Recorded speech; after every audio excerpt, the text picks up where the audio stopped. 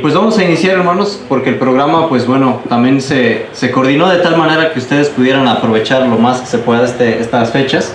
Entonces vamos a iniciar con un tema que nos asignaron en esta tarde, que se titula La música del templo. Esto nos va a servir como plataforma para todos los estudios que se van a desarrollar desde mañana y las prácticas musicales que el hermano Lalo va a dirigir también. Entonces les vamos a invitar a que nos postremos de rodillas. Con esto estaríamos iniciando nuestro congreso. Vamos a orar.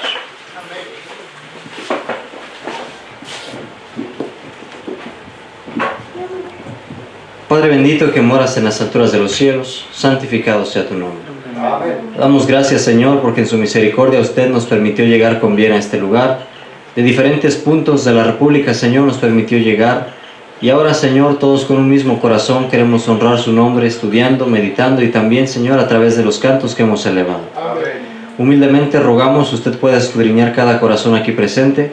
Usted, Señor, conoce los motivos que nos han traído a este lugar. Rogamos que sean los correctos. Y que, Señor, si hubiese alguna inconformidad, algún espíritu incorrecto para la ocasión, que usted pueda purificar nuestros corazones y permitirnos gozarnos como hermanos. Agradecemos porque usted es bueno con nosotros. Le pedimos traiga con bien a los que han de venir también. Y por favor, Señor, su Santo Espíritu nos acompañe a partir de este momento. Gracias, Padre, por escuchar nuestra oración. Rogamos nos bendiga en este primer estudio. Se lo pedimos humildemente en el nombre de Jesús, su Hijo amado. Amén. Amén.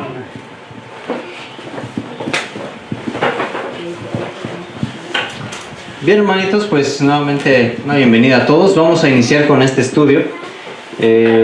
La música del templo. A lo largo de los días, a lo largo de estos días, va a haber 3 estudios que podrían parecer similares, decíamos con el hermano Lalo, pero no lo son. En realidad cada uno tiene sus propias diferencias. Y esta vez vamos a estudiar la música del templo terrenal, si pudiéramos decirlo así. Cómo se desarrollaba la música en los diferentes templos que se establecieron en esta tierra, porque esto naturalmente nos sirve a nosotros de bosquejo para saber cómo será la adoración celestial y también cómo debiera ser la adoración hoy en día. Entonces vamos a iniciar en el libro de Primera de Crónicas, capítulo 23. Vamos a partir de aquí. Naturalmente el primer tabernáculo que se erige, ¿verdad?, es el de Moisés, pero esto lo vamos a dejar un poquito al final porque ahí hay algunos detalles que queremos profundizar. Así que vamos a iniciar a partir de Primera de Crónicas con el templo que se erige en tiempo de Salomón, ¿verdad? Primera de Crónicas, capítulo 23, verso 1 en adelante. Les voy a invitar a que todos puedan tener sus Biblias a la mano. Creo que ese es el motivo de venir, ¿verdad?, estudiar. Entonces, pues vamos a anotar. Por ahí veo que algunos tienen libreta, qué bueno, ¿verdad? Que algunos van a hacer anotaciones. Creo que todos vamos a aprender. Primera de Crónicas 23, versículo 1 en adelante. Ustedes me indican cuando lo tengan, hermanos. ¿Estamos listos para leer?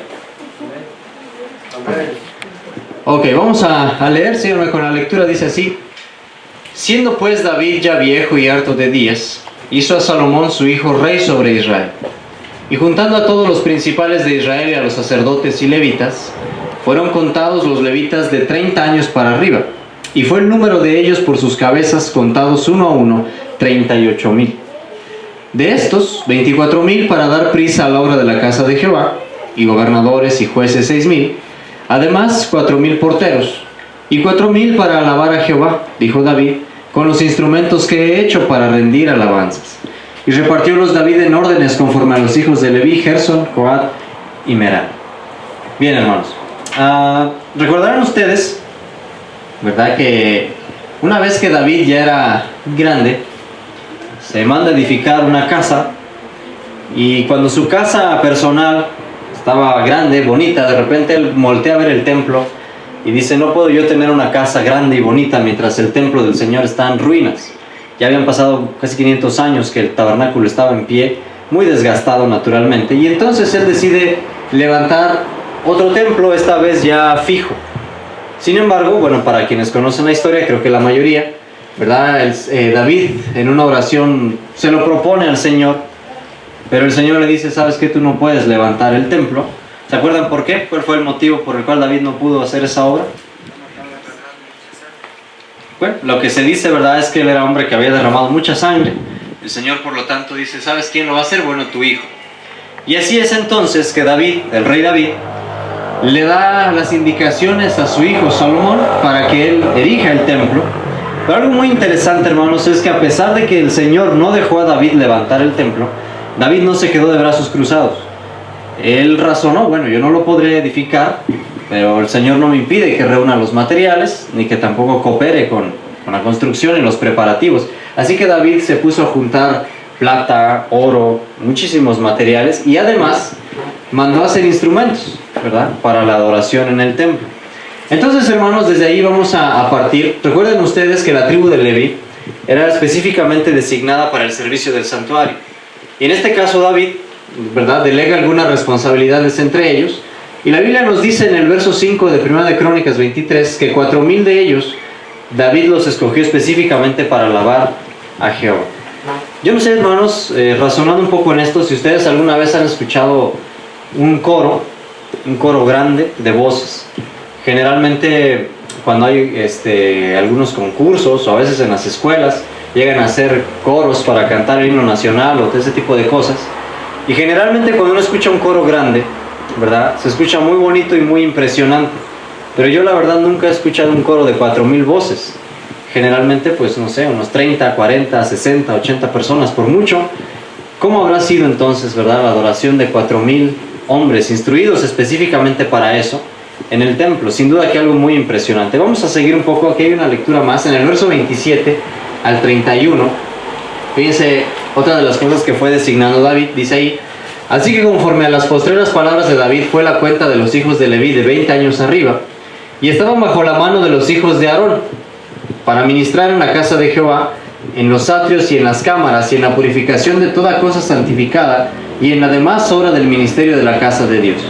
Asimismo, para los panes de la proposición, para la flor de la harina, para el sacrificio, y para las hojuelas sin levadura, y para la fruta del sartén, y para lo tostado, y para toda medida y cuenta.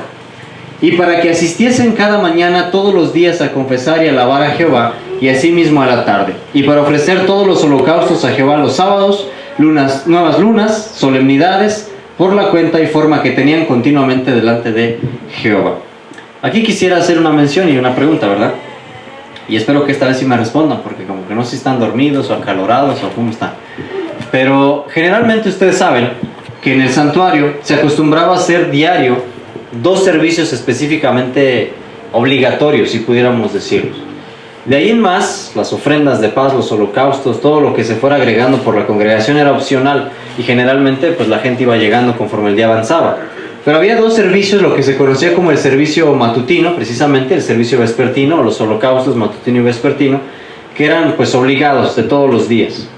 ¿Alguien sabe, hermanos, o alguien se acuerda más bien, a qué hora se realizaba aproximadamente el servicio matutino? Yo sé que varios saben aquí, así que si saben, pues compartan, ¿verdad?, para que los demás sepamos. Hermano Abraham, por ahí los demás, ¿alguien sabe? Nuestras hermanitas, nuestros hermanos de allá atrás. ¿Alguien que se acuerde? Marquitos. 9 de la mañana, dice nuestro hermanito Marcos. Bueno, sí, aproximadamente lo poquito que hemos investigado, técnicamente era alrededor de esa hora. Las 9 de la mañana no es muy de madrugada, pues ya el día está un poquito avanzado. Y el servicio vespertino, ¿se acuerdan ustedes a qué hora se realizaba más o menos? A las 3, ¿verdad? Bueno, ok. Partiendo de eso, vamos a ver que estos levitas, entre todos ellos, estaban encargados de asistir cada mañana y también por la tarde a confesar, dice, y alabar al Señor. Era su trabajo de todos los días. Si bien es cierto, el sacerdote se encargaba del servicio, ellos estaban a un lado encargados de la alabanza todo el tiempo. Y esto es muy importante, hermanos, porque para ellos, fíjense cómo cada quien tenía su labor, cada una cosa que hacer. Y eso para muchos de nosotros es un alivio. Generalmente yo, cuando analizaba esto de los levitas, me daba cuenta de que a pesar de que todos estaban al servicio del santuario, cada quien tenía una labor distinta que hacer. Y no por el hecho de ser levitas todos hacían lo mismo.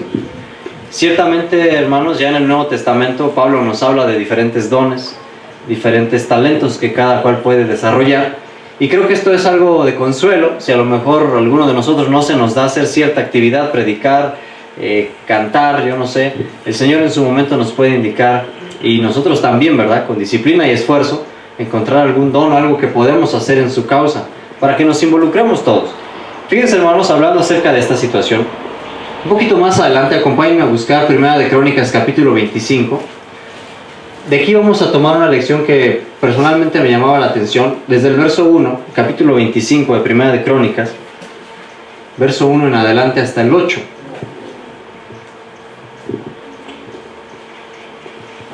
Primera de Crónicas 25, del 1 al 8. Vamos a analizar un poco allí. ¿Lo tenemos? Creo que sí, ¿verdad? Vamos a leer, dice así: Asimismo David y los príncipes del ejército apartaron para el ministerio a los hijos de Asaf y Enán de Jedutún, los cuales profetizasen con arpas, salterios y címbalos. Y el número de ellos fue de hombres idóneos para la obra de su ministerio respectivo. Y aquí entonces nos empiezan a dar una lista, ¿verdad?, de diferentes personas que estaban encargadas de ello. Pero fíjense lo que llama la atención del verso que acabamos de leer. Dice que ellos eran encargados de profetizar con arpas, salterios y címbalos. Ya creo que en su momento, no recuerdo quién, pero alguien tiene encargado darles un estudio sobre los instrumentos que se utilizaban ya más específicamente en el santuario por sus cualidades, etc. Pero algo que me llama la atención es, dice que su labor era profetizar a través de la música, es decir, tenían una labor más allá de la alabanza, también era de impacto a las personas, para edificación, para instrucción. Y es muy bonito, hermanos, porque no solamente nos edificamos cuando leemos o escuchamos un sermón, también a través de la enseñanza bíblica vemos que a través de los instrumentos y la alabanza, también el pueblo puede ser instruido. Por eso es que muchas veces me ha tocado pues pensar en unos hermanitos que a veces tienen el don de la música, pero a veces pues no sabemos todos y les obligamos como que no, tienes que dar tema. Pero es que yo sé dar especiales, no temas, no, pero tienes que dar tema.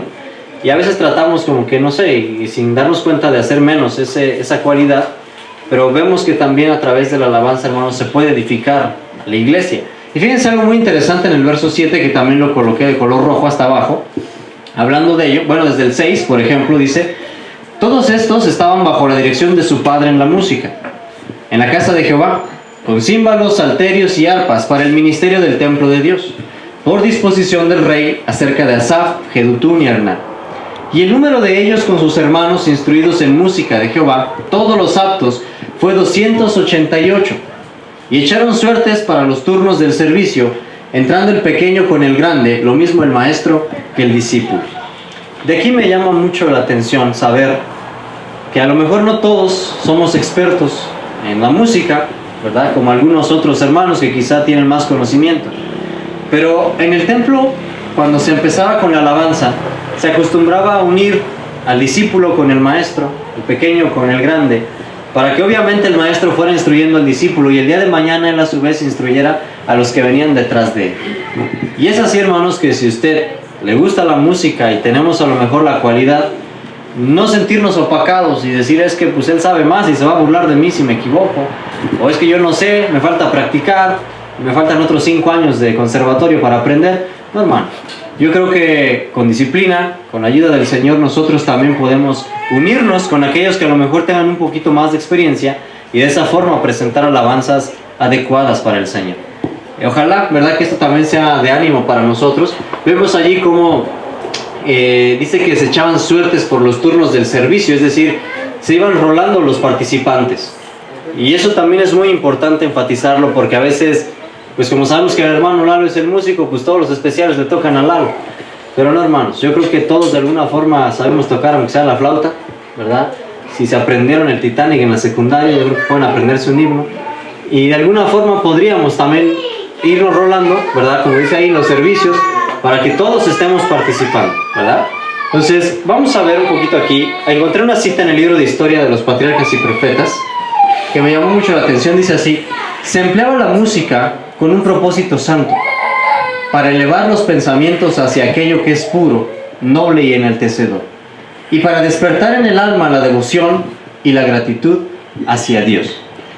Ustedes saben, y a lo largo de estos días ese va a ser el objetivo de los diferentes expositores, enseñar que la música puede conseguir varios propósitos. En el caso del santuario, su propósito era elevar, dice, los pensamientos hacia lo puro, lo noble y lo enaltecedor. Es muy obvio, yo creo que la mayoría en algún momento lo experimentamos, ¿verdad? Si tú escuchas una canción triste que habla de desamor, pues te acuerdas de algún fulano o fulana por ahí en el pasado, cosas por el estilo.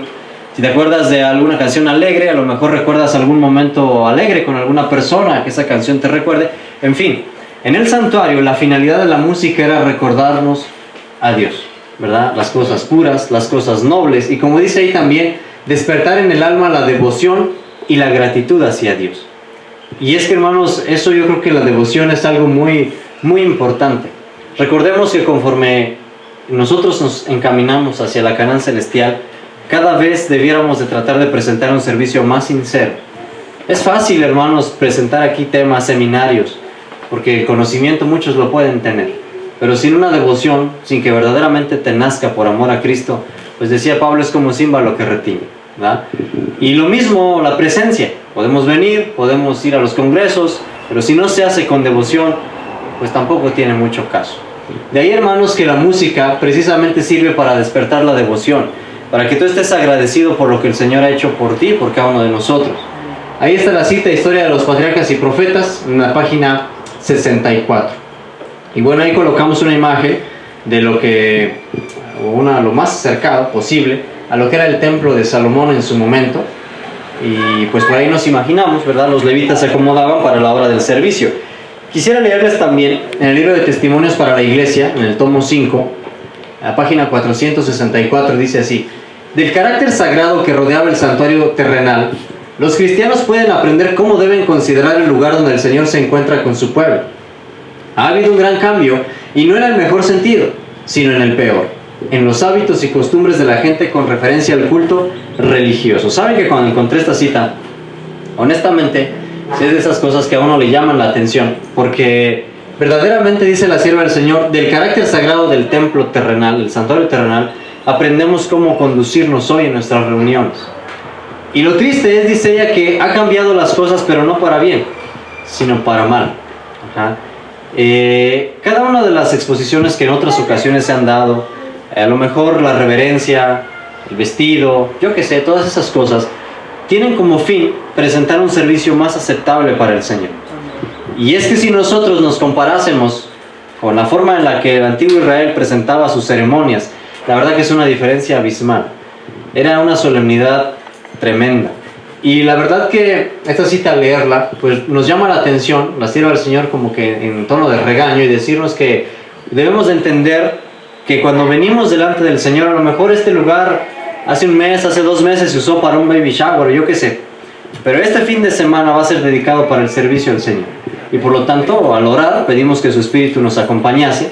Si nosotros creemos en ello, pues a partir de ese momento debiéramos de andar con mucha reverencia y con mucho cuidado en palabras, miradas, acciones, porque como decía la Biblia, ¿verdad? Estamos en el campamento del Santo de Israel. Ahora, una cosa importante dice ahí: las cosas preciosas y sagradas que nos relacionan con Dios están perdiendo rápidamente su influencia y son rebajadas al nivel de las cosas comunes. La reverencia que el pueblo tenía antiguamente por el santuario donde se encontraba con Dios en servicio sagrado casi ha desaparecido. Sin embargo, Dios mismo dio el orden del servicio, ensalzándolo muy por encima de todo lo que tuviese naturaleza temporal. Es decir, el hecho de que nosotros vengamos aquí, de que nos arreglemos, de que tratemos de estar presentables, de que vengamos a tiempo, no es como si fuéramos a una fiesta, a una boda. Ese no es el propósito. La idea de venir aquí es adorar a nuestro Señor. Como dice ahí, no rebajarlo a algo común, temporal, como cuando nada más vas a ver un grupo de personas, van a platicar. No ese es el objetivo de este congreso, ¿verdad? La finalidad, hermanitos, es que nosotros, en nuestra juventud, ¿verdad? Si a lo mejor en algún momento a nuestros padres se les ha pasado decirnos esto, que a través de la pluma inspirada reflexionemos y que podamos tratar de ser más disciplinados, más reverentes, tanto aquí como en nuestros respectivos grupos, ¿verdad? Dice también por acá: la casa es el santuario para la familia, y la cámara o el huerto el lugar más retraído para el culto individual. Pero la iglesia es el santuario para la congregación. Debiera haber reglas respecto al tiempo, lugar y la manera de adorar. Nada de lo que es sagrado, nada de lo que pertenece al culto de Dios debe ser tratado con descuido e indiferencia. Por eso, hermanitos, hace ratito que iniciábamos, les decíamos que cuando planeamos el congreso, ¿verdad?, tratamos de hacer un rol con horarios, actividades, participaciones, ponentes, etc. La finalidad es que en este fin de semana nos apeguemos a ese rol, porque como dice la pluma inspirada, deben de establecerse tiempos, lugares y maneras adecuadas de adorar. No podemos decir, a ver, ¿a quién se le antoja pasar un rato a quemar tiempo? Pues no, la idea es tener un programa establecido, que todos participemos y que tanto el que está al frente como ustedes, ¿verdad?, nos ayudemos. ¿En qué sentido? Bueno, pues obviamente si alguna vez les ha tocado exponer, cuando uno está aquí al frente y ves que la audiencia se duerme, se marea, se quiere ir a su casa, te desanimas. Y a lo mejor aunque el tema a ti te apasionara, de repente dices, pues ¿para qué le sigo echando ganas si no me están poniendo atención? En cambio, si uno ve que la audiencia pone atención, a lo mejor pregunta, a lo mejor está inquieta por alguna duda, bueno, pues te animas a tratar de seguir. Y viceversa, a los que vamos a exponer, hermanos, pues yo creo que todos los que les toca tema se esforzaron, se desvelaron por prepararlo, así que pues vamos a poner atención. Y saben, algo que me gustó mucho de esto es que dice abajo, a fin de que los hombres puedan tributar mejor las alabanzas a Dios, y su asociación debe ser la tal que mantenga en su mente una distinción entre lo sagrado y lo común. Los que tienen ideas amplias, pensamientos y aspiraciones nobles, son los que sostienen entre sí relaciones que fortalecen todos los pensamientos de las cosas divinas. Felices son los que tienen un santuario, sea alto o humilde, en la ciudad o entre las escarpadas cuevas de la montaña, en la humilde choza o en el desierto. Si es lo mejor que pueden obtener para el Maestro, Él santificará ese lugar con su presencia y será santo para el Señor de los ejércitos. ¿Saben, hermanos?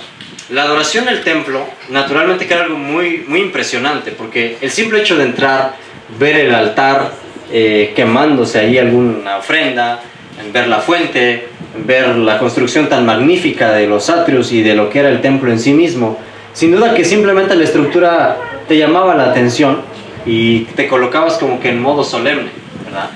Pero naturalmente a veces ahora en nuestras reuniones, algunos hermanitos en cuevas, dice ahí, a lo mejor como ahorita aquí pues en un techito, otros tienen un local, yo que sé, en sus casas, sus salas, pero individualmente del lugar en el que estemos, como dice ahí, si nosotros, eso es lo mejor que podemos obtener y lo dedicamos al Señor, Él va a santificar el lugar con su presencia. Por lo tanto, debemos de presentar nuestros cantos con alegría, nuestras oraciones con sinceridad, las exposiciones lo mejor que podamos y todos hacer lo mejor, ¿verdad?, que esté a nuestro alcance. Dice aquí, cuando los adoradores entran en el lugar de reunión, deben hacerlo con decoro, pasando quedamente en sus asientos. Saben, el libro de mensajes selectos, además de este de testimonios para la iglesia, da muchísimas indicaciones sobre lo que era el servicio en el templo, ya más bien dicho en la iglesia actualmente. Y entre todas esas cosas logramos sacar aquí, por ejemplo, esta cita que me llamó la atención, porque recuerden que todo esto va enfocado a la manera como antes se adoraba. Hermano, cuando usted lee el libro de Números, al pueblo de Israel se le dieron indicaciones específicas sobre cómo acomodarse alrededor del santuario, diferentes tribus en su lugar respectivo, cada quien con su bandera, los levitas dependiendo de qué hijo de Leví eran, cada quien en su lugar, y todos y cada uno de ellos sabían dónde debían de estar y que no podían moverse de ese lugar. Y todo eso se refleja también en el servicio del santuario. Ahora nosotros, dice ahí, cuando llegamos al lugar de reunión, en este caso aquí, ¿verdad?, dice, debiéramos de hacerlo con decoro, pensando quedamente, o pasando más bien quedamente a sus asientos. Algunos, ¿verdad?, tenemos la mala costumbre de llegar y esa silla no me gusta donde está, yo la voy a pasar acá a la esquina porque aquí no me dejan ver, y empezamos a hacer cada quien sus modificaciones a como se le antoja, las rimas para que tus pies se puedan recargar arriba, y bueno, a veces, como decía nuestro hermano Pedro, eso a lo largo del estudio distrae y rompe con la reverencia que debiera de haber. Por eso, hermanos, yo creo que todas estas indicaciones nos van a servir a lo largo de estos días para que nuestro congreso sea ordenado, podamos dar un ejemplo, ¿verdad?, a los que están mirando la grabación, y de esa forma se animen pues más a venir a los siguientes congresos. Dice ahí, si hay una estufa en la pieza, no es propio rodearla en una actitud indolente y descuidada. La conversación común, los cuchicheos, las risas, no deben permitirse en la casa de culto, ni antes ni después del servicio. Una piedad ardiente y activa debe caracterizar a los adoradores. Yo creo que la sierva del Señor no podía ser más clara. El hermano Pedro también lo decía. A veces se escucha como que otra conferencia por allá atrás, otro tema. Cada quien está en lo suyo. Y a veces pues el orador hablando como loco, ¿verdad? Pero dice allí, ni la conversación común ni los cuchicheos o risas debieran de permitirse en la casa de culto. Al estudiar un poco el servicio del santuario veíamos, hermanos, cómo el sacerdote, los mismos levitas, ministraban con tanta solemnidad, porque ellos habían experimentado un caminar en el desierto y vieron que cuando alguien se pasaba de listo con la reverencia con Dios, pues o los quemaba o bueno, les iba mal. ¿sí? Por ahorrarnos los detalles. Hoy, dice la sierva del Señor, pues como no hay castigo, se ha perdido esa reverencia. Y pues cada quien a veces hacemos lo que nos place. Entonces no debiera ser. Ojalá, les digo, que estas citas nos ayuden también a que tomemos la actitud correcta a lo largo de estos días que vamos a estar acá. Tanto respeto entre nosotros como a la vez para nuestro Dios, ¿verdad?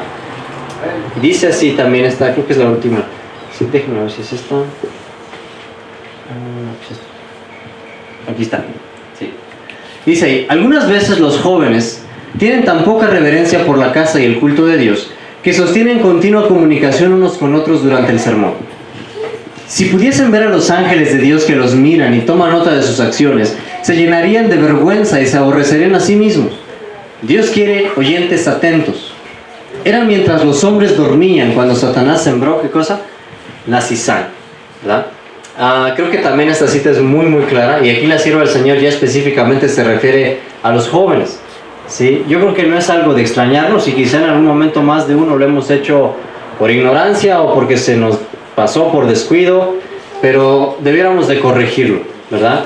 Durante los servicios, durante todas estas reuniones, no debiéramos de mantener pláticas que no vayan de acuerdo a lo que estamos realizando. Yo creo que el programa, por ejemplo, está realizado de tal manera que va a haber unos espacios en los cuales como jóvenes podremos convivir, platicar, conocer a los hermanos locales de aquí de la zona de Chiapas. Ya habrá su momento, pero pues creo, hermanos, para bien del servicio y para todo lo que vamos a hacer, que podamos estar bien atentos, dice ahí, porque Dios quiere oyentes atentos, ¿verdad? Y al final, dice, era mientras los hombres dormían cuando Satanás sembró la cizaña. Ojalá que eso no nos pase. Ojalá que si alguna buena lección el Señor quiere darnos a nosotros hoy, pues no te duermas, porque si no se te va a pasar y no la vas a agarrar. Y de la misma forma, hermanos, pues entre todos, ayudarnos a lo largo de los estudios. Ahora, vamos a tocar aquí rapidito una parte específica del santuario, pero esta vez una indicación que venía desde el tiempo del tabernáculo de Moisés, ¿verdad? Que tiene que ver con las trompetas. Ustedes saben que a lo largo del año había varias fiestas, ¿verdad? Estaba la Pascua, estaban los panes ácimos y entre tantas otras más. Sin embargo, nos vamos a enfocar hoy no solo en la fiesta de las trompetas, sino en que las trompetas como instrumento se utilizaban para diferentes ocasiones a lo largo del servicio israelita, ¿sí? Vamos a iniciar, quisiera esta parte iniciar en el libro de Números, capítulo 10, si me gustan acompañar, hermanos. Números, capítulo 10, versículo 1 en adelante. Y vamos a leer despacito, Números, capítulo 10, verso 1 en adelante. Dice así el versículo 1. Y Jehová habló a Moisés diciendo: hazte 2 trompetas de plata, de obra de martillo las harás, las cuales te servirán para convocar la congregación y para hacer mover el campo. Bueno, hasta aquí, hermanos. Ustedes, les reitero, ¿verdad? Esto en su momento ya otra persona habrá de especificarlo, pero creo que todos ubicamos como imagen mental lo que es una trompeta, ¿verdad? Algunas se utilizan en bandas de guerra y para otras cosas. Pero generalmente las trompetas, por ahí está nuestro hermano Lalo, o el que le tocan los instrumentos. ¿De qué se fabrican las trompetas generalmente, hermano Lalo? De metal. ¿Qué metales, por ejemplo? Las más sonoras son de plata. Plata, fíjense, nuestro hermano. Yo la verdad que no he visto muchas trompetas de plata. Me imagino que son caras, ¿verdad? Pero en ese tiempo dice que la trompeta iba a ser de plata y labrada a martillo. Una vez, bueno, investigando un poquito esto, ahí en el internet ya ven que hay muchas cosas, vi cómo hacen unas trompetas, pero pues obviamente usan máquinas, calor para modificar el metal. Pero aquí, bueno, nos habla de que se tenían que hacer a martillo. Sin duda que fue una obra difícil, ¿verdad? 2 trompetas de plata, de obra de martillo. Y estas iban a servir para, ¿qué dice el verso 2? Para convocar ¿a quién? A la congregación, para empezar, y para hacer mover el campo. Y luego dice el verso 3, vamos a seguir la lectura. Y cuando las tocaren, toda la congregación se juntará a ti a la puerta del tabernáculo del testimonio, ¿sí? Saben, esto es muy bonito porque me imagino, ¿verdad?, cómo era esa situación. Al tocar las trompetas los sacerdotes, inmediatamente la congregación llegaba al templo y era indistinto de lo que estuvieses haciendo, ya sea que estuvieses arando, estuvieses en diferentes actividades. Al escuchar el sonido, pues llegabas, ¿verdad? Y entonces todos empezaban a poner atención a lo que el sacerdote habría de realizar. Ahora, generalmente en círculos adventistas como que se trató de modificar esta situación, y desde que yo tengo memoria, ¿verdad?, al adventista se lo llama con himnos. Generalmente cuando va a empezar el servicio, hay que poner como 5 himnos antes para que medio vayan acercándose. Y a veces ni así, ¿verdad? Como que ya ni así hacemos caso. Ahorita, hermanos, en este tiempo que vamos a estar por acá, como nuestro hermano Abraham va a estar haciendo un llamado, ¿verdad, hermanos? Bueno, vamos a iniciar, acérquense por favor. Y no debiéramos de estar como que repitiendo 20 veces, ¿sí? Porque precisamente por ello, hermanos, se nos van a dar indicaciones en horarios y también hay que recordar, imitar esa solemnidad con la cual antes se acercaba el pueblo a su Dios. Que en el llamado inmediato todos llegaban, ¿verdad? Porque sabían que el Señor estaba presente. Ahora, una cosa muy interesante acá, fíjense el verso 4, dice ahí: mas cuando tocaren solo una, entonces se congregarán a ti los príncipes, las cabezas de los millares de Israel. Recuerden que eran 2 trompetas. La indicación era que si se tocaba una sola trompeta, los únicos que se iban a acercar al santuario iban a ser los príncipes. Si se tocaban las 2 trompetas, llegaba todo el pueblo. Y sigue diciendo por ahí más adelante en el verso 5: y cuando tocareis alarma, entonces moverán el campo los que están alojados al oriente. Y cuando tocareis alarma la segunda vez, entonces moverán el campo de los que están alojados al mediodía. Alarma tocarán a sus partidas. Bueno, yo no sé si a ustedes en las escuelas o alguna vez les tocó escuchar que en las bandas de guerra, por ejemplo los militares y esa gente que utiliza tambores y trompetas para marchar, utilizan diferentes toques dependiendo de lo que se va a realizar. Por ejemplo, hay una forma específica con la trompeta, yo no sé bien cómo es eso, con la que se indica paso redoblado, paso corto, flanco, etc. Y entonces la persona ya no tiene que estar gritando paso redoblado, sino que solamente con la trompeta los militares saben lo que tienen que hacer. Cada toque es diferente dependiendo de la orden que se va a dar. Así más o menos era en el antiguo pueblo de Israel. Cuando se tocaba la alarma, es decir, era un toque especial, un toque que el pueblo sabía que eso indicaba que había que hacer movimiento. Y dependiendo de la forma en la que se tocaba, el movimiento indicaba que se movieran unos u otros. Dice ahí que al tocar la alarma una vez, se movían los que estaban al oriente. Si se tocaba 2 veces, se movían esta vez los que estaban al mediodía, dice, o generalmente al sur, algunas otras versiones así lo traducen. Y dice por ahí: alarma tocarán a sus partidas. Cuando el pueblo se iba, también tocaban ese mismo toque de alarma. Ahora, dice el verso 7: pero cuando hubieres de juntar a la congregación, tocaréis, pero no con sonido de alarma. Entonces, había diferentes toques. Aunque las trompetas eran para un mismo fin en general, los toques eran distintos dependiendo del objetivo. Y dice por acá, verso 8: y los hijos de Aarón, los sacerdotes, tocarán las trompetas, y las tendréis por estatuto perpetuo por vuestras generaciones. Y fíjense, este verso me gusta mucho. Dice: cuando viniereis a la guerra en vuestra tierra contra el enemigo que os molestare, tocaréis alarma con las trompetas, y seréis en memoria delante de Jehová vuestro Dios, y seréis salvos de vuestros enemigos.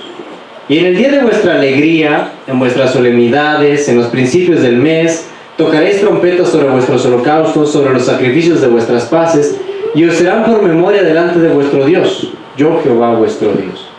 Y fue en el 2.º año, en el mes 2, a los 20 del mes, que la nube se alzó del tabernáculo del testimonio, y movieron los hijos de Israel por sus partidas del desierto de Sinaí, y paró la nube en el desierto de Parán. Bueno, estos versos, 12 versículos en general, que nos explican los diferentes toques que se usaban. Ahora, es a lo que íbamos. Había una fiesta que se llamaba la fiesta de las trompetas, pero no era el único momento del año en el que se tocaban las trompetas, sino que a lo largo del año para diferentes cosas se usaban. Más o menos por aquí tratamos de resumir cuáles eran los propósitos de las trompetas. Eran primeramente para congregar al pueblo. Decíamos hace rato, si se tocaban las 2 trompetas, se reunía el pueblo en general, o si era una sola trompeta, los príncipes. También se tocaba el principio de los meses. También se tocaba, dice ahí, en día de júbilo, cuando había gozo, por alguna razón. Solemnidades, es decir, fiestas solemnes, algún servicio especial. Y por último también cuando se ofrecían ofrendas o sacrificios especiales, igualmente se tocaban las trompetas. Ahora, quisiera ahí que leamos en el libro de la educación, página 42, no sé si alguien más va más adelante a usar esta cita, pero quiero leerla. Dice así: el viaje a Jerusalén, hecho al sencillo estilo patriarcal, en medio de la belleza de la estación primaveral, las riquezas del verano o la gloria y la madurez del otoño, era una delicia. Desde el anciano canoso hasta el niñito, acudían todos con una ofrenda de gratitud a encontrarse con Dios en su santa morada. Durante el viaje, los niños hebreos oían el relato de los sucesos del pasado, las historias que tanto a los jóvenes como a los viejos les gustaba recordar. Se cantaban las canciones que habían animado a los que erraban por el desierto. Se cantaban también los mandamientos de Dios, que ligados a las benditas influencias de la naturaleza y la bondadosa asociación humana, se fijaban para siempre en la memoria de más de un niño joven. Fíjate qué interesante. Yo no sé ustedes, ¿verdad? Pero generalmente hay personas que tenemos la costumbre de que cuando estamos haciendo ciertas actividades ponemos música. Cuando estás trabajando, pues pones tu música para estar, no sé, escuchando y trabajando y así te la llevas. En el caso del pueblo de Israel dice que cuando ellos iban viajando, pues obviamente no tenían con qué poner música, entonces decidieron cantar. Y me llama mucho la atención el hecho de que cantaban, entre otras cosas, los 10 mandamientos. Yo no sé de qué manera lo hacían, o cuál habrá sido la forma de componer esos versos de los 10 mandamientos, pero sin duda que era una manera muy impresionante, porque dice ahí que de esa forma se fijaban para siempre en la memoria de un niño y también de los jóvenes. Y yo creo que es algo muy interesante, porque muchas veces cuando tratamos de memorizar un versículo, ¿sí?, a veces a algunos nos cuesta trabajo, no todos tenemos igual memoria. Pero cuando una vez una persona me decía, trata de cantarlo y memoriza lo cantado, y como que es más fácil memorizar así las cosas. Entonces, por eso entiendo el hecho de que trataban de cantar los mandamientos para que sí se quedaran impregnados en la mente de los jóvenes, de los niños. Y otra cosa muy importante dice ahí, que a ellos, a los muchachos, les gustaba que constantemente los adultos les estuvieran contando las historias del pasado. Que cuando el Señor abrió el Mar Rojo, cruzaron el Jordán, todo ese tipo de cosas. Y saben, yo creo que es una lección que también nosotros deberíamos de retomar, porque a veces a nuestros hermanos mayores nos tratan de dar una explicación, un tema, y a veces decimos que eso ya lo escuché como 340 veces, ya me aburrió, ya no quiero saber nada. Y la realidad es que muchas veces ni siquiera lo hemos entendido correctamente, o solo decimos que ya lo escuchamos, ¿verdad? Y por eso es muy importante saber que en la repetición está la memoria. Yo creo que ahorita aquí también habremos de estar con la ayuda del hermano, los hermanos que nos van a dirigir en las prácticas de canto. Vamos a estar aprendiendo también a cantar y grabar himnos, ¿verdad?, en nuestras mentes, que nos ayuden. Dice por acá, fíjense, vamos a estudiar un poquito este detalle, porque me gustó mucho. En el libro de Números capítulo 10, verso 10, verso 9, ¿sí?, hay un verso particular en este caso en el que nos vamos a detener, que es este verso 9, dice ahí: cuando viniereis a la guerra en vuestra tierra contra el enemigo, que os molestare, tocaréis alarma con las trompetas, y seréis en memoria delante de Jehová vuestro Dios, y seréis salvo de vuestros enemigos.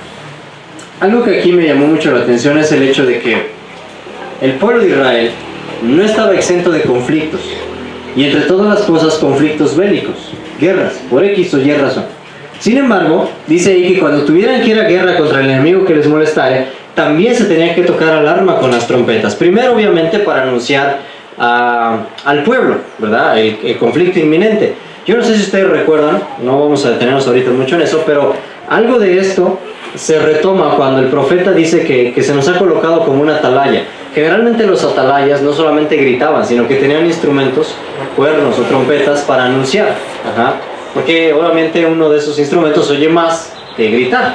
Entonces, algo así tenía que ver. Cuando había guerra, cuando algo iba a pasar, se anunciaba. Pero saben algo muy bonito, no solamente era para que el pueblo entrara en pánico, se preocupara o se preparara más bien, sino que además dice ahí: seréis en memoria delante de Jehová vuestro Dios, y seréis salvos a vuestros enemigos. Yo lo interpreto como era pedir auxilio, como decir: Señor, ¿sabes qué?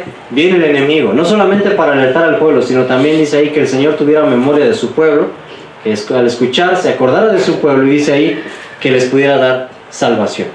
¿Sabes? Esto para nosotros vamos a analizar que tiene un significado muy especial. Quisiera que fuéramos al libro de Segunda de Crónicas, capítulo 5.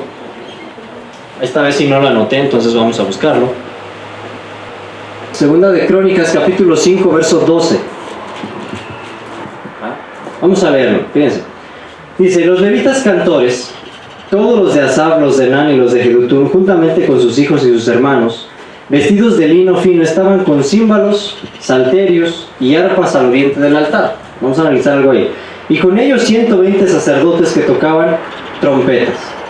Y dice más: sonaban pues las trompetas y cantaban con la voz todos a una, para alabar y confesar a Jehová, y cuando alzaban la voz con trompetas y címbalos e instrumentos de música, cuando alababan a Jehová diciendo, porque es bueno, porque su misericordia es para siempre, la casa se llenó entonces de una nube, la casa de Jehová.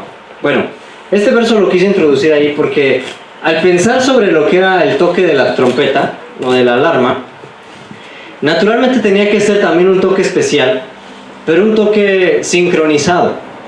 Y me encontré en este verso algo muy interesante. Dice que entre todos los levitas y además los sacerdotes que tocaban, dice que al tocar se escuchaba como una sola voz. ¿Saben que uno de los objetivos que más se busca en una pieza musical, ya sea un ensamble, una orquesta, yo qué sé, es precisamente lograr eso, que los instrumentos se escuchen como una sola voz?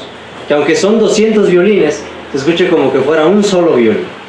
Y para lograr eso, hermanos, olvídense, es muy complicado, porque obviamente cada persona, a pesar de la práctica y todo, de repente uno se acelera, uno se retrasa, simplemente nosotros al cantar. Aunque son himnos que a veces hemos repetido años en nuestra vida como jóvenes, de todos modos, cuando cantamos a veces uno se adelanta, otro le quiere echar más sentimiento, otro se retrasa y a veces como que se oye medio extraño.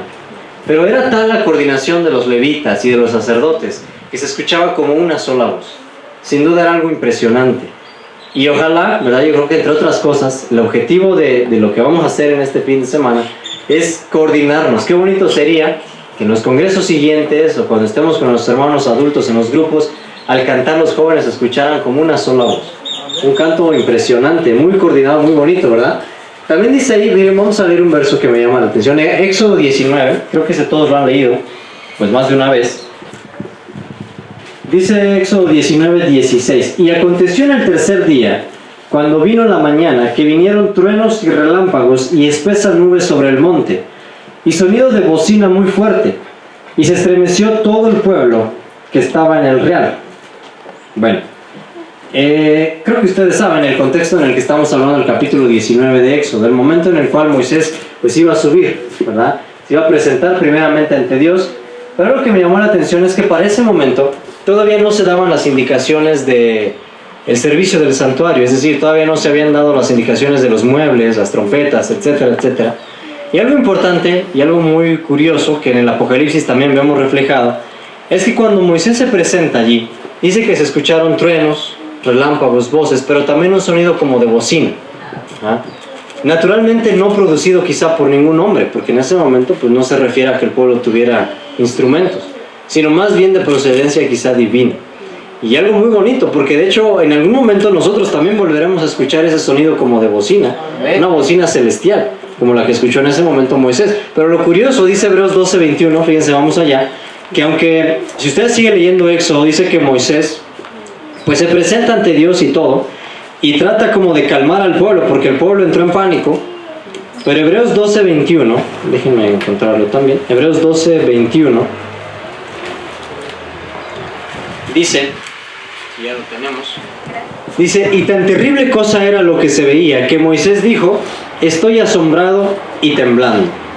Y es algo curioso, a pesar de que Moisés como que trataba de dar la cara delante del Señor, de todos modos, cuando él escucha eso, pues obviamente también sintió miedo, naturalmente. Como toda persona, cuando te tiembla, por muy valiente que seas, quieres salir corriendo. Y más si además esto se acompaña de truenos, voces y una bocina muy fuerte, naturalmente genera mucho temor. Ahora, el temor puede ser pues para bien o para mal. Fíjense, vamos a analizar una cosa en el libro de Josué, capítulo 6, verso 4. Josué, creo que esta historia, que también es muy bonita, todos la hemos leído. Josué, capítulo 6, en su verso 4. ¿Se acuerdan ustedes, hermanos, de la ocasión cuando el pueblo se proponía tomar Jericó? Bueno, eso es lo que vamos a leer un poquito. Josué capítulo 6, verso 4. Diga así: y 7 sacerdotes llevarán 7 bocinas de cuernos de carneros delante del arca, y al 7º día daréis 7 vueltas a la ciudad, y los sacerdotes tocarán las bocinas. Y cuando tocaren prolongadamente el cuerno de carnero, así que oyereis el sonido de la bocina, todo el pueblo gritará a gran voz, y el muro de la ciudad caerá debajo de sí. Entonces el pueblo subirá cada uno en derecho de sí. Bueno, este pasaje es una de las indicaciones que Dios le dio al pueblo para cuando se fuese a tomar la ciudad de Jericó. Pero algo muy bonito, fíjense que se le da a los sacerdotes indicación de que ellos vayan al frente llevando cuernos de carnero. Generalmente, creo que algunas traducciones sí por ahí lo traen en cursiva o entre paréntesis, así viene la palabra, se le llamaba shofar. Todavía ya en Israel los hacen, con cuernos de animalitos y tanta cosa. Y pues tienen un sonido muy característico. Pero lo que llama la atención aquí es de que es un contexto de guerra. A lo mejor el pueblo de Israel no lo percibía como una guerra que iba a ser sangrienta, pero si bien es cierto, los de Jericó sí lo veían como una posible guerra, una batalla muy complicada. Sin embargo, ustedes saben cuál fue la técnica de guerra del pueblo, algo aparentemente muy ilógico, realmente darle vueltas a la ciudad, marear a los habitantes allí hasta el último día, ¿verdad? Cuando se tocan las trompetas, más veces se dan más vueltas y los muros caen, dice la Biblia, a plomo. Pero una cosa que vamos a meditar aquí es que este llamado, esas trompetas o esos cuernos, al pueblo de Israel no le causaban temor por el hecho de que ellos sabían que era por ellos, por su beneficio. Sin embargo, a quienes sí les causaba temor, pues eran los que estaban en Jericó. Entonces, eso es importante porque hasta hoy mismo, ¿verdad? Cuando a veces llega a haber un conflicto, a veces yo no sé, ojalá nunca a nadie les haya tocado, pero cuando uno llega a estar en medio de un conflicto entre a lo mejor la policía y algunos delincuentes, de repente se escucha uno que otro disparo y a veces uno no sabe qué está pasando. Ya si uno ve como que a la policía, a los militares, te tranquilizas porque dices, bueno, pues no es conmigo el pleito y ellos nos van a cuidar, entre comillas. En el caso del pueblo de Israel era así. Cuando ellos escuchaban esos sonidos, podía ser tanto para su seguridad como para su temor también. Ahora, dice el libro de Jueces, quiero que me acompañen allá, es adelantito, ahí estamos cerca, Jueces capítulo 7. Jueces capítulo 7, versículo 19.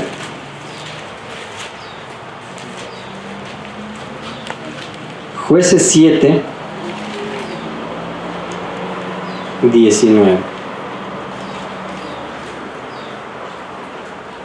¿Lo tenemos? Este es un relato que también creo que a todos les es familiar. Jueces 7, 19 dice así: Llegó pues Gedeón y los 100 hombres que llevaba consigo al principio del campo, a la entrada de la vela del medio, cuando acababan de renovar las centinelas, y tocaron las bocinas y quebraron los cántaros que llevaban en sus manos. Y los 3 escuadrones tocaron las bocinas, y quebrando los cántaros, tomaron en las manos izquierdas las teas, y en las derechas los cuernos con que tañían, y dieron grito: la espada de Jehová y de Gedeón. Y estuvieron en sus lugares en derredor del campo, y todo el campo fue alborotado, y huyeron gritando. Mas los 300 tocaban las bocinas, y Jehová puso la espada de cada uno contra su compañero en todo el campo, y el ejército huyó hasta Betzita, hacia Serera, y hasta el término de Abel Mehola en Tabá. Bueno, este relato en particular igual me llama la atención, porque sucede algo muy similar.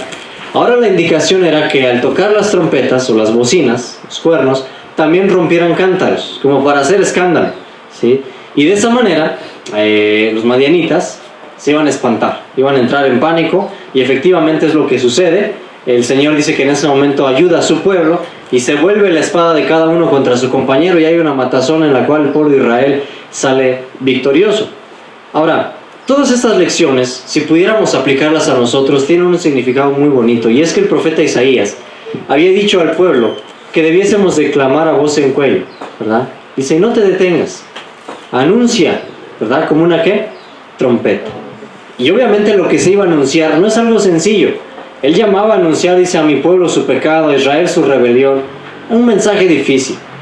Pero yo me pongo a pensar, hermanos, ¿qué hubiera pasado si cuando el pueblo de Israel estaba marchando alrededor de Jericó, se le cansaban de estar tocando, decían como que esto no funciona, ya llevamos 3 días dando vueltas y estos muros no se caen, mejor hay que dejar de tocar? O si a lo mejor en el caso de Gedeón lo mismo, ¿sabe qué? Pues qué flojera eso de romper cántaros y tocar, ¿qué vamos a lograr con eso? Absolutamente nada, mejor saquen las espadas y las lanzas, y a lo mejor hubiesen dejado la indicación del Señor no se hubiesen logrado esos relatos que hoy conocemos como victorias. El apóstol dice que nuestras armas no son carnales, sino más bien espirituales. Y a lo mejor contra el diablo no vamos a salir con una lanza, una pistola, yo qué sé. Pero sin lugar a dudas, hermano, que como enseña el libro de Daniel, hay un mensaje que espanta al diablo, que espanta al rey del norte, en palabras de Daniel. Y que sin lugar a dudas, ese debiera ser el mensaje que como trompeta se diera hoy. En el pasado, ¿verdad? Pues al pueblo se le dijo, vas a rodear una semana entera. Y a nosotros no se nos dijo cuánto tiempo iba a durar este mensaje. Pero yo digo, hermanos, que no cesemos de darlo, porque a su momento el Señor va a cooperar con su pueblo en ese último fuerte pregón, ¿verdad? Para que por fin alcancemos esa victoria. Y eso es de aliento para nosotros, porque al final nosotros nos vamos a unir también a la trompeta celestial, como leíamos en el caso de Éxodo. Dice ahí algo que tomábamos de un libro de nuestro hermano Haskell. Era el plan de Dios que cada sonido de trompeta ejecutada por su pueblo, bien sea para gozo o tristeza, para adoración o para guerra, debería ser un memorial, un recordatorio del poder de Dios para consolar, sostener y proteger a su pueblo. O serán, dijo él, por memoria delante de vuestro Dios. Y eso es bonito, hermanos, porque si antes el pueblo con las trompetas, si pudiéramos decirlo de una manera coloquial, llamaban la atención de Dios. Cuando había guerra tocaban como para llamar al Señor y decirle, ayúdanos, porque estamos en problemas, ¿sí? Qué bonita forma sería hoy lo mismo a través de nuestras oraciones, alabanzas, decir, Señor, pues ayúdame en mi dolor, en mis tristezas, en mis problemas, en mis necesidades, o simplemente ayúdame con este mensaje que nos has encomendado. Sería, hermanos, sin duda que algo muy bonito que todos debiéramos de recordar como símbolo y como lección. Ahora vamos a tocar un poquito esta cuestión ya específicamente de la fiesta de las trompetas. Quisiera que me acompañen al libro de Levítico capítulo 23 verso 24, que es ahí donde, bueno, entre otros pasajes, se dieron indicaciones sobre esta fiesta. Levítico 23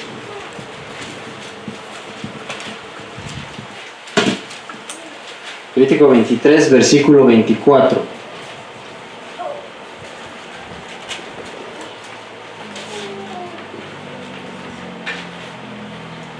¿Lo tenemos? Levítico 23, versículo 24. Dice así: habla a los hijos de Israel y diles: en el mes séptimo, al primero del mes, tendréis sábado, una conmemoración al son de trompetas y una santa convocación. Bueno, hace rato mencionábamos rapidito, vamos a hacerlo esta vez con un poco más de detalle. Para esto me voy a auxiliar de algunos hermanos. ¿Saben ustedes cuáles eran las 7 fiestas principales que se celebraban en el antiguo Israel? ¿Alguien se las sabe que la pudieran mencionar para beneficio de todos? ¿Verdad? Les voy a dar una pista con la primera, creo que es la más conocida, la Pascua, ¿verdad? Era una fiesta en primavera, pero a esa Pascua le seguían otras 2, que estaban también muy estrechas. A ver, hermano Lalo.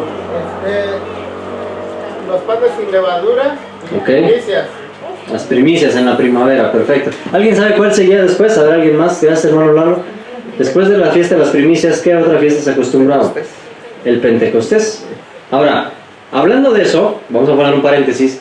El pueblo adventista, a través del estudio del santuario, después del chasco, se dio cuenta de que estas fiestas habían tenido un cumplimiento espiritual y simbólico, un poco más para nuestro tiempo.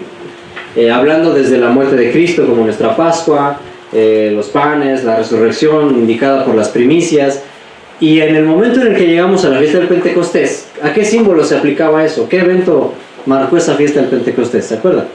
Creo que todos saben, ¿no? ¿Lo han escuchado alguna vez? Okay, cuando desciende el Espíritu Santo, ¿verdad? Y con los discípulos. Bueno, vamos a seguir. Después del Pentecostés había más fiestas. ¿Qué otra fiesta seguía después del Pentecostés? Las trompetas. ¿Y luego de las trompetas, hermanito? Ya sacó el acordeón, ¿verdad? El día de la expiación, gracias, hermana. Y por último, Las cabañas. los tabernáculos o también las cabañas, ¿verdad? Tenía como que varios nombres. Ahora, muchas gracias, hermana. Eso es importante. Decíamos que la cuestión del Pentecostés se cumple en el tiempo de los discípulos, cuando desciende el Espíritu Santo, Hechos, ¿verdad? Libro de Hechos. Pero ahora, la fiesta de las trompetas, ¿qué cumplimiento tuvo? ¿Se acuerdan ustedes? Ya para nosotros, su cumplimiento simbólico, cumplimiento en el tiempo más reciente, que de hecho fue un cumplimiento previo al chasco. ¿Se acuerdan? Así lo refiere la sierva del Señor y algunos pioneros. ¿Se acuerdan ustedes? Porque el día de la expiación creo que ese está por demás mencionarlo. Creo que todos saben cuándo inició el día de la expiación, ¿verdad? 22 de octubre ¿de qué año? 1844, ¿verdad? Pero entonces, algo tuvo que pasar antes del 22 de octubre de 1844 que cumpliera con el símbolo de lo que era la fiesta de las trompetas. ¿Qué fue ese algo? ¿Alguien se acuerda o tienen la idea? Yo sé que sí, pero como que están medio dormidos. Yo pienso que se refiere a las trompetas ese cumplimiento histórico. Ajá. ¿Cuál fue? Pues los castigos que cayeron sobre Roma a lo largo de la historia, hasta el tiempo en que se cumplió la séptima trompeta desde 1834. Ok. Vamos a ir viendo algunas cosas. Quizás esto nos va a servir, como decíamos, ¿verdad? Yo creo que nos va a servir a todos. ¿Me pueden acompañar al libro de Números, capítulo 29, verso 1 al 6? Esto nos va a ayudar un poco. Vamos a leer algo acerca de la historia sobre lo que se hacía en esa fiesta. Dice ahí el verso 1: y el séptimo mes, al primero del mes, tendrá santa convocación. Por cierto, ¿alguien sabe cómo se llamaba el séptimo mes hebreo? ¿Cómo, hermano? Tishri, dice el hermano. Ok, muy bien. Dice así: ninguna hora servil haréis, o será día de sonar trompetas. Y ofreceréis holocausto, por olor de suavidad a Jehová, un becerro de la vacada, un carnero, 7 corderos de un año sin defecto. Y el presente de ellos, flor de harina amasada con aceite, 3 décimas con cada becerro, 2 décimas con cada carnero, y con cada uno de los 7 corderos 1 décima, y un macho cabrío por expiación para reconciliaros. Además del holocausto del mes y su presente, y el holocausto continuo y su presente y sus libaciones conforme a su ley, por ofrenda encendida a Jehová en olor de suavidad. Bueno, aquí hay algo importante. Creo que esto vale la pena resaltarlo. Hace rato leíamos que las trompetas se tocaban cada que iniciaba un mes. Y también dice el libro de Números que cada mes, al iniciar el mes, ¿verdad?, además de las trompetas, se ofrecían sacrificios. Generalmente, cada inicio de mes se ofrecían 11 sacrificios de animales diferentes. Ajá. Pero el día de las trompetas, además de los 11 sacrificios que marcaban el inicio del mes, se tenían que ofrecer otros 10 más. Ajá. Y seguir con el toque de las trompetas a lo largo del día. Es decir, se ofrecía mucho más de lo que en los meses anteriores. Ajá. Y esto a la gente en su momento no le incomodaba, porque tenga usted presente que el día de la expiación ya venía pronto. Generalmente en la fiesta de las trompetas se celebraba el día primero. ¿Se acuerdan cuándo era el día de la expiación? El día 10. Entonces 10 días después o 9 días después sería la fiesta de la expiación. De hecho, en los 10 días sonaban las trompetas, hermano. Así es. Todo ese tiempo la idea era anunciar que venía el día de la expiación. Pero algo interesante era que, pues hermano, si usted va a ser sometido a un juicio, naturalmente que la lógica del ser humano es querer estar bien con Dios. Y en ese momento, pues no te pesa lo que el Señor te pueda pedir, ¿verdad? Y algo muy bonito era que ese mes se marcaba con un sinfín de sacrificios, pero no por obligación del pueblo, sino porque de alguna manera querían agradecer al Señor por todo el año y prepararse para el día de la expiación. Ahora, dice por acá, vamos a leer un poquito. Dice: era una preparación para el día de las expiaciones, un solemne llamamiento a todos los israelitas a prepararse para encontrarse con Dios. Les anunciaba que el día del juicio llegaba y que debían prepararse para él. Les recordaba misericordiosamente su necesidad de confesión y consagración. El hermano Andreas, en el libro del Santuario y su servicio, hablando acerca de esta situación, nos ayuda a comprender que esa fiesta de las trompetas tenía como finalidad recordarle al pueblo que venía el día de la expiación, que venía el juicio, que tenían que prepararse, confesarse y consagrarse, porque ya estaba a las puertas la fecha y el momento adecuado. Ahora, hay algo interesante que aprendí. Dice: la idea desarrollada también en los círculos judíos era que el primero de Tishri, del día del año nuevo sagrado y aniversario de la creación, se juzgaban los hechos del hombre y se decidía su destino, y que en el 10º día de Tishri el decreto del cielo quedaba sellado, según la enciclopedia judía. ¿Esto por qué? Bueno, pues nosotros ahorita generalmente utilizamos nuestro calendario, pues el calendario que todos tenemos, pero por ejemplo la SEP tiene su propio calendario, donde marcan sus feriados. Pues, quienes no estudiamos ese calendario, pues como que no nos interesa mucho. En el caso del pueblo de Israel, había dos calendarios, el calendario civil y el calendario religioso. Generalmente, la fiesta, en este caso del Tishri, del 10 de Tishri, era indicada obviamente por el calendario religioso, pero también marcaba el final de un calendario civil.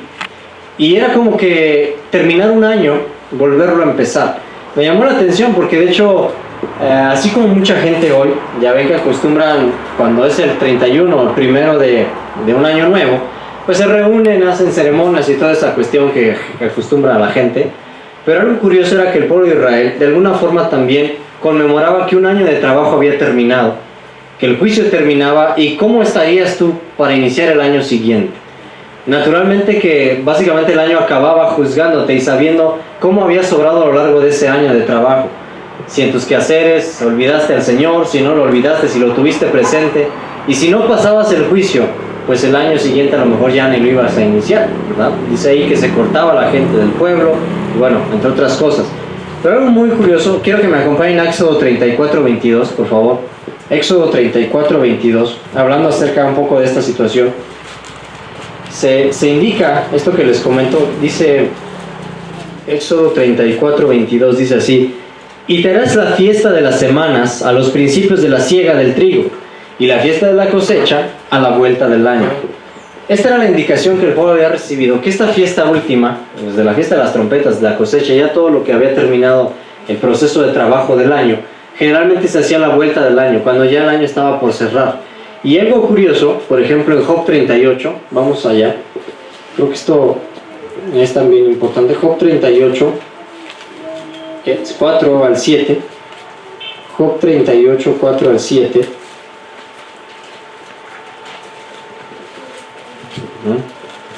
Tal vez la mayoría hemos leído también estos versos. Dice así: ¿dónde estabas cuando yo fundaba la tierra? Házmelo saber si tienes inteligencia. ¿Quién ordenó sus medidas si lo sabes? ¿O quién extendió sobre ellas su cordel? ¿Sobre qué estaban fundadas sus basas? ¿O quién puso su piedra angular? Cuando las estrellas todas del alba alababan y se regocijaban todos los hijos de Dios. Estas palabras dirigidas en su momento a Job, ¿verdad?, le hacían meditar un poco sobre algunos pensamientos que él estaba albergando en su corazón. Y el Señor, entre otras cosas, le dice: ¿dónde estabas tú? Pues cuando yo creé todo, cuando las estrellas alababan, cuando toda la creación de otros mundos, los ángeles, estaban gozosos porque el Señor acababa de formar un nuevo mundo. Naturalmente, pues no había respuesta para eso, pero algo que tiene que ver con ello, hermano, es que en el tiempo de los israelitas, según lo que, entre otros, también el hermano Haskell nos ayuda a comprender, es que el pueblo comprendía que al cerrar un año con el día de la expiación e iniciar otro más, ¿verdad?, de trabajos, de afanes, era como recordar el momento cuando el Señor había creado la tierra. No solamente el sábado semanal recordaba la creación, sino que también esta fiesta ayudaba a conmemorar el momento cuando todo el cielo estaba en gozo. Por eso generalmente la fiesta de las trompetas no solamente era una fiesta que anunciara reverencia, solemnidad, sino que te ayudaba a consagrarte, a estar listo para el juicio del Señor. Y después la fiesta de las cabañas era simplemente una celebración de gozo total. Ajá. Sin lugar a dudas que algo que también debiéramos nosotros de aprender, que aquí al adorar, al cantar, al presentar nuestros especiales, debieran de hacerse también con esa disposición y ese gozo, como quien se los presenta pues al Señor. Difícil es, en algún momento escuchaba yo de otros hermanos ese comentario y tienen razón, es difícil imaginarse un ángel cantando con flojera, ¿verdad?, con aburrimiento. A lo mejor hoy no tengo ganas de ir a adorar, me voy a quedar a dormir. Claro que no. Y esa actitud debiéramos de tenerla presente, hermanos, para que a lo largo del tiempo que vamos a estar aquí, todos juntos, por eso dice ahí, cuando todas las estrellas alababan, ¿verdad? Es mejor el gozo, la reunión, el deleite, cuando es entre todos. Es triste, ¿verdad?, que a veces en otras reuniones, y eso nos ha tocado, pues de que de repente uno se va para la carpa y andamos como que distraídos, durmiendo un rato. Que no suceda esta ocasión, que podamos juntos, como se dice ahí, todos alabar Y verán, hermanos, que esa alabanza, esa adoración va a llegar como un grato perfume al cielo. Amén. Ojalá pues que podamos todos participar de ello, ¿verdad? Hablando de esto, quisiera que leamos primero, antes de esto, el libro de Joel, capítulo 2, versículo 1. Esta vez le voy a pedir a alguien si me ayuda a leerlo. Joel, capítulo 2, versículo 1. Por favor. Joel, capítulo 2, versículo 1.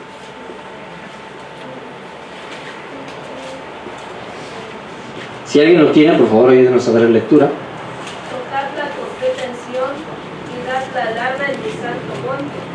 También todos cuantos moran en la tierra, que viene el día de Jehová, porque está cercano. Amén. Gracias, hermana. Dice, tocad trompeta en Sión y dad, ¿qué? Alarma, ¿verdad? En mi santo monte. Una de las cosas interesantes, hablando de esto, antes del chasco, aproximadamente 10 años antes, el hermano Miller empezó un mensaje que posteriormente fue repercutido en diferentes áreas, no solo de los Estados Unidos, sino que, por ejemplo, en Inglaterra, el hermano Irving, también, por ejemplo, en los países de lo que era Asia, y todo lo que era allá el Oriente, Joseph Wolf, otros tantos que predicaron el mismo mensaje de la venida del Señor, no solamente Miller. Y todos estos, como dice el versículo, la profecía en Joel, anunciando que el día del Señor estaba cerca. Ciertamente, aunque no es el momento, ¿verdad? Se ha estudiado que, si bien es cierto, los pioneros en su momento cometieron un error con el evento, sin lugar a dudas no hubo otra forma en la que se pudiera llamar tanto la atención de la gente que como con el mensaje de la segunda venida de Cristo. Y ahora nosotros sí tenemos la certeza de que ese es el mensaje que tenemos que dar. ¿Saben una cosa que me llamó la atención, hermanos? Cuando usted lee, por ejemplo, el libro de los Hechos, en el tiempo del derramamiento del Pentecostés dice que todos daban de sus bienes, libremente. Cuando el pueblo adventista esperaba la venida de Jesús en 1844, era tanto el fervor que estaban dispuestos a dejar sus empleos, donar sus casas para el mensaje. Así como en el tiempo de la fiesta de las trompetas, se daban sacrificios sin limitarse, porque comprendían que tenían que estar listos para cuando el Señor les exigiera algo más de ellos. Y saben, todas estas cosas, al menos personalmente, me hace meditar en que a veces, ¿cuánto trabajo nos cuesta darle al Señor de lo que poseemos? Y en este tiempo, hermanos, en el que la obra requiere recursos, tiempo, dedicación, yo creo que todos deberíamos de hacer lo que esté a nuestro alcance, sin limitarnos, ¿verdad? Y con más deleite y más gozo, sabiendo que esta vez nuestro mensaje ya no va a errar, sino que esta vez sí anunciamos la venida de nuestro Señor Jesucristo. Amén. Por eso, como decía ya, ¿verdad? Es un mensaje que debería darse fuerte, sin vacilar, sin titubear, y en el que usted y yo estamos involucrados. Decíamos hace rato, en esta labor, igual que en la alabanza, vamos a estar incluidos los adultos, al igual que los jóvenes aprendiendo de los adultos guiándonos. Pero, hermano, sin lugar a dudas que la juventud, mismo Pablo lo decía, les escribo a vosotros porque sois fuertes. Tenemos más fuerza, más capacidad de dar con empeño ese mensaje, y ojalá, hermano, que el Señor, cuando venga, te encuentre dando un toque certero a la trompeta. No tengamos miedo, ¿verdad? Yo a veces me preguntaba a uno mismo, pues cuando estás inspirado en la regadera cantas a todo pulmón, debiéramos de dar nuestro mensaje con ese fervor y mucho más, porque es un mensaje para vida eterna. Hermanos, ojalá que a lo largo de este tiempo que vamos a estar aquí, ¿verdad?, podamos no solo recordar lo que tiene que ver con la música, sino recordar el mensaje central de nuestro mensaje adventista, el mensaje de los 3 ángeles. Y que usted, con su ejemplo, con su predicación, con sus teléfonos, con lo que tengas, pueda ser partícipe de la proclamación de este mensaje también. Hermano, si con la página impresa los pioneros adventistas lograron un alcance inimaginable, ¿qué sería si ellos hubiesen tenido al alcance internet, teléfono? Hermano, hubiera sido algo tremendo. Y hoy nosotros lo tenemos. Usémoslo para el servicio del Señor. Amén. ¿Sabes? Quisiera finalizar, bueno, me indican que tengo que terminar. Quizá con esto, el libro de Hebreos capítulo 12, verso 26, haciendo referencia a lo que hace rato hablábamos también. Hebreos 12, 26. Sí, es Hebreos 12, 26.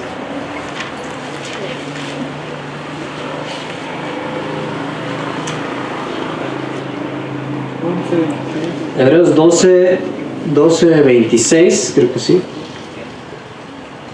Ajá.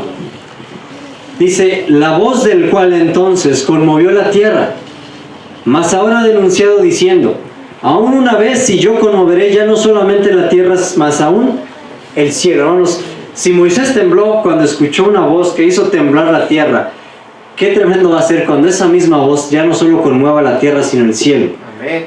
Hermanos, ojalá que ese sea nuestro anhelo. Y les digo, así como el sonido de la trompeta, a algunos les va a provocar temor, a otros les va a provocar gozo. Ahí la diferencia.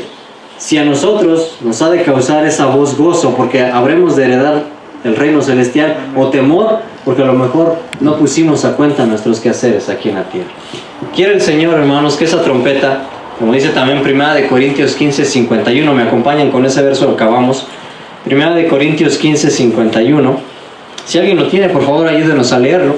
1 Corintios 15, 51 y 52. Dos versículos. Os digo un misterio, no todos moriremos, pero todos seremos transformados. 52. En un momento, en un abrir y cerrar de ojos, a la final trompeta, porque se tocará la trompeta y los muertos serán resucitados incorruptibles y nosotros seremos transformados. Amén, gracias. Amén. Hermano.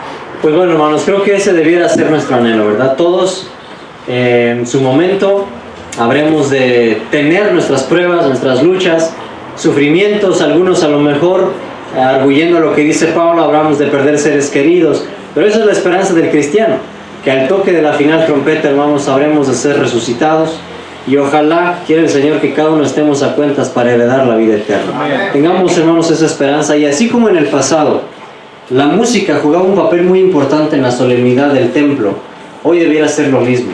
Que esas enseñanzas caigan sobre cada uno de nosotros, reflejadas en reverencia, solemnidad al estar aquí en las reuniones. Y que si algún momento nos toca a nosotros participar, lo hagamos con el fervor de los levitas, con la pasión de los sacerdotes, con ese fervor que el pueblo israelita tenía cuando era liberado de algún problema. Hermanos, nosotros tenemos que luchar contra un enemigo ya vencido. Es decir, podemos cantar una victoria anticipada, pero desafortunadamente a veces no lo hacemos con el gozo de la victoria, sino como que hubiéramos sido derrotados.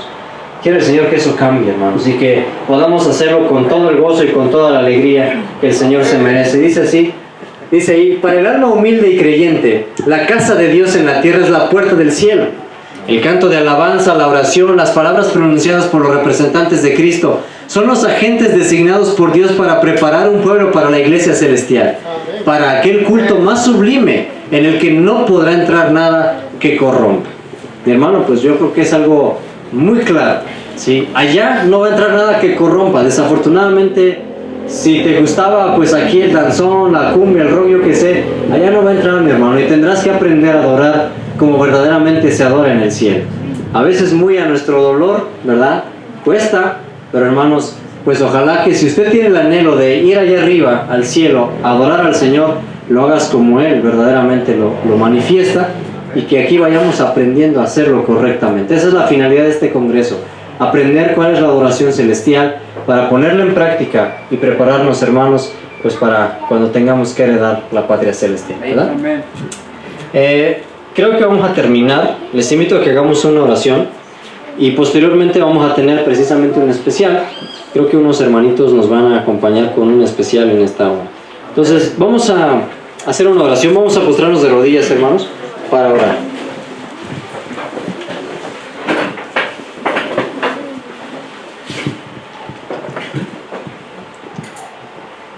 Señor y Padre nuestro que moras en el cielo, santificado sea tu nombre. Nuevamente, Señor, venimos ante su presencia para darle gracias porque usted es bueno y nos ha tenido con bien hasta este momento, nos ha traído con bien, y sabemos, Señor, que también a nuestros hermanos que aún faltan por llegar, usted les está acompañando.